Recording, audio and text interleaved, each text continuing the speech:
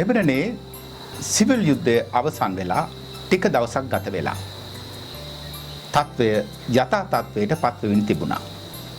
ජන ජීවිතය සාමාන්‍ය තත්ත්වයට පත් වෙන්න පටන් අරගෙන පාසල් නැවත ආරම්භ කරලා එක්තරා ප්‍රාථමික පාසලක ගුරුවරියක් එයාගේ දරුවන්ට කියනවා පාඩමක් හැටියට චිත්‍රයක් අඳින්න කියලා.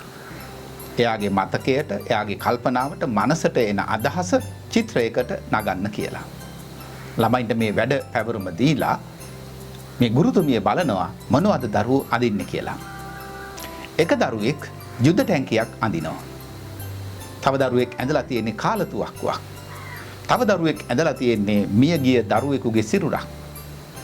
තව කෙනෙක් කඩා වැටුණු විනාශ වුණු ගොඩනැගිලි නිවාස ඇඳලා. ගුරුතුමිය කම්පාවටපත් වෙනවා. මේ සිවිල් යුද්ධය මොනතරම් පීඩාවක් මේ ජන ජීවිතයට සිදු කරලා තියෙනවද? ළමයින්ගේ මනසට මොනතරම් හානියක් කරලා තියෙනවද කියලා.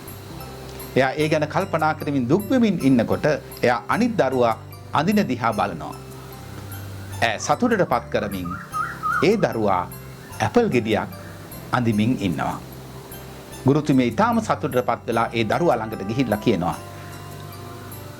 පුතේ, අනිත් හැමෝම මේ දේවල් අඳිනකොට ඔයා විතරක් ඇයි මේ අමුතු එකක් අඳින්නේ? මොකක්ද ඒකට හේතුව? ඔයා මොකද්ද මේ අඳින්නේ? මට නම් හරිම සතුටුයි ඔයා ගැන කියලා.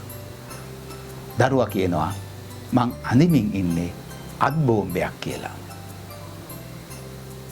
ලෝකේ කොහේ හෝ තැනක යුද්ධයක් සිද්ධ වෙනවා නම් ඒක අපේ ජීවිතයට බලපානවා.